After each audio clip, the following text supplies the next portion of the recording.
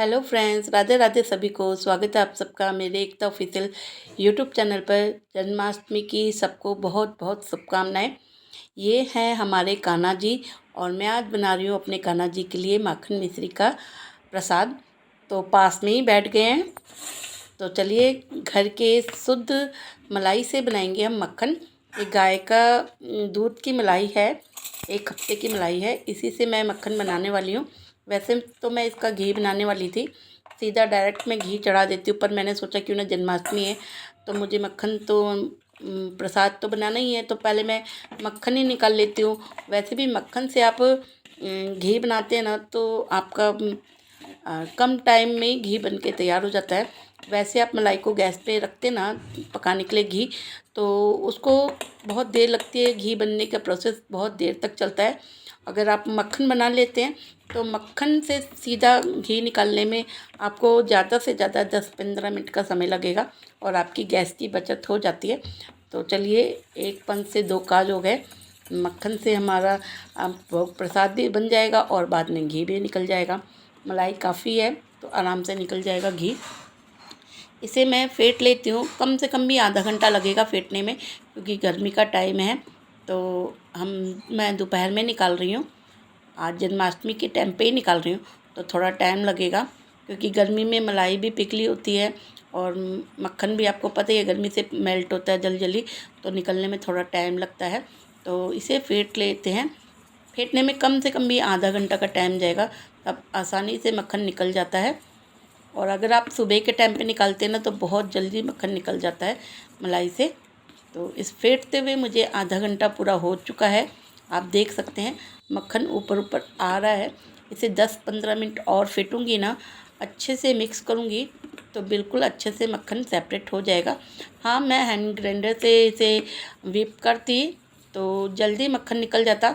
अब मेरे पास hand grinder तो है नहीं और आप सबको पता है मिक्सी मेरी ख़राब पड़ी है, तो मैं मथाने की सहायता से ही मक्खन निकाल रही हूँ।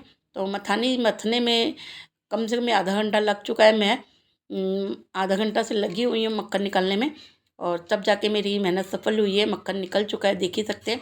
अब इसमें थोड़ा थोड़ा ठंडा पानी डालूंगी ना तो सारा मक्खन है ना, जितना गर्मी की वजह से मेल्ट हुआ हुआ है, सारा इकट्ठा होके ना बीच में आ जाएगा, हमें निकालने में आसानी रहेगी। तो थोड़ा थोड़ा ठंडा पानी डाल लेती हूँ और सारा मक्खन इकट्ठा सा हो जाएगा।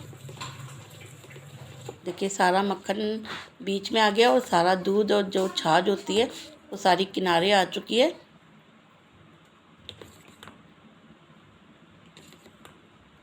ये देखिए बिल्कुल मक्खन निकल के तैयार हो चुका है।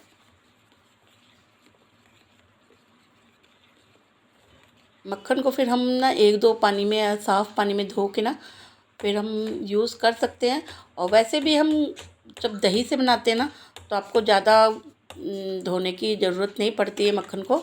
आप वैसे ही घी वगैरह निकाल सकते हैं और किसी बर्तन में शिफ्ट करके रख सकते हैं, आराम से मक्खन आपके चल जाता है। और देखिए मक्खन ठंडा पानी डाल दिया था मैंने तो जल्दी इकट्ठा हो गया। अगर मैं बर्फ़ के टुकड़े डालती तो वो भी और जल्दी निकल जाता, पर बर्फ़ का ढेर लगा पड़ा है फ्रिज में, डोर खुल ही नहीं रहा है फ्रीजर।